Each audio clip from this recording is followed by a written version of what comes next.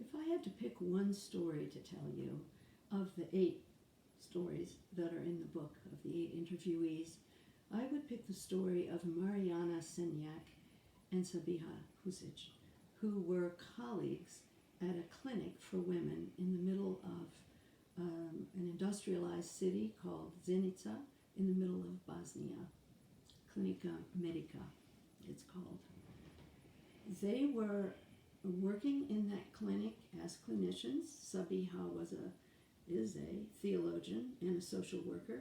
Mariana was a psychologist, a Croat, and Sabiha was and is a Bosniak, which is the term that the Bosnian Muslims came up with for themselves after the war, realizing that perhaps the fact that the Muslims were designated by their religion and the other 2 groups were designated by their ethnicity, in other words, Serbs and Croats, did not have their religions named, but the Muslims did.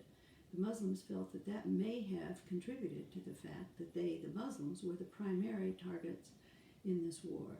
They weren't the only targets. Everyone was hurt in this war, but the Muslims were the primary target actually of genocidal intent on the part of Milosevic.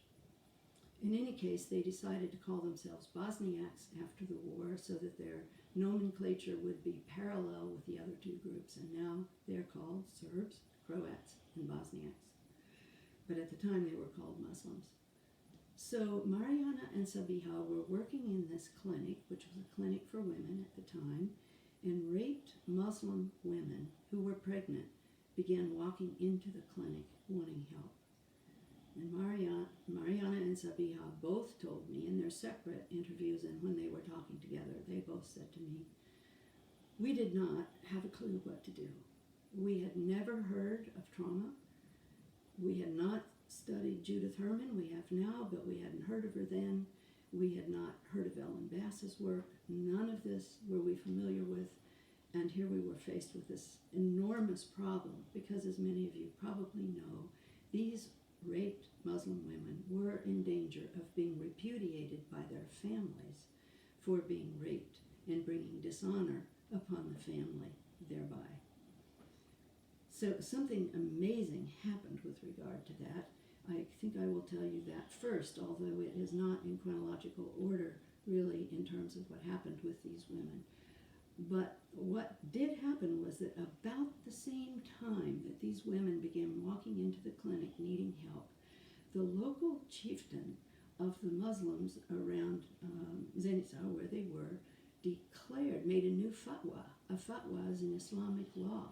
He made a new law declaring raped Muslim women innocent.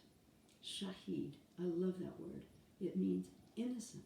So suddenly the work that Mariana and Sabiha were going to do, which I'm going to tell you about, was supported by this new law which said that the Muslim women were innocent. But it didn't happen first. I'm just telling it to you in that order, but remember it happened about the same time. So what happened was that these women began walking in the clinic. They were highly distressed. They were afraid they were going to be rejected by their families, and they were pregnant by Serb soldiers by rape. So what Mariana and Sabiha did was to begin to create circles of women. I don't know how many were in each circle. They don't remember either, but I suspect maybe 10 or 12. Let's imagine there were 12 women sitting in a circle as these 2 colleagues began their work, not knowing what to do, not having a clue, saying to me, we were traumatized also. So think for a moment.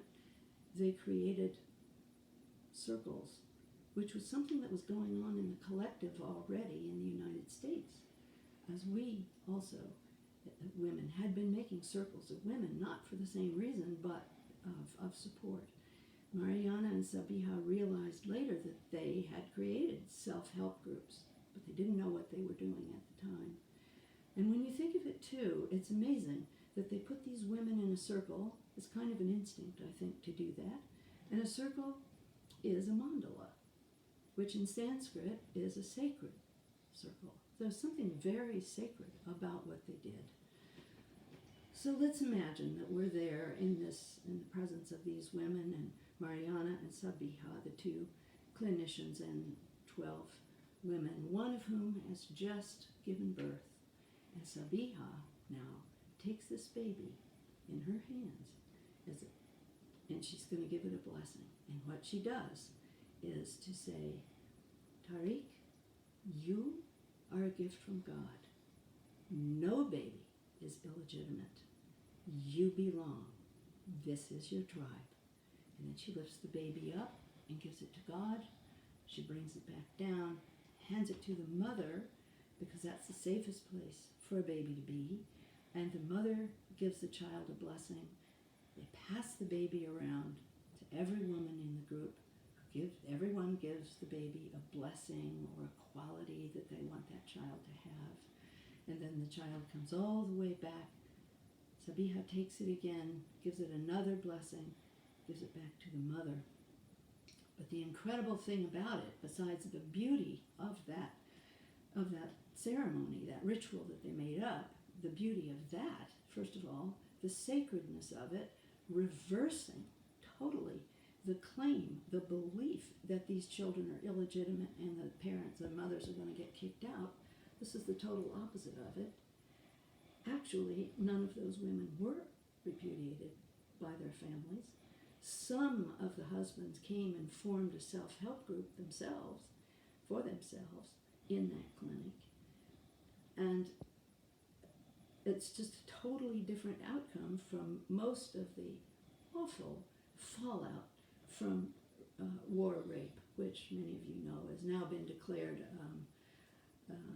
crime against humanity at The Hague, but at the time it had not been.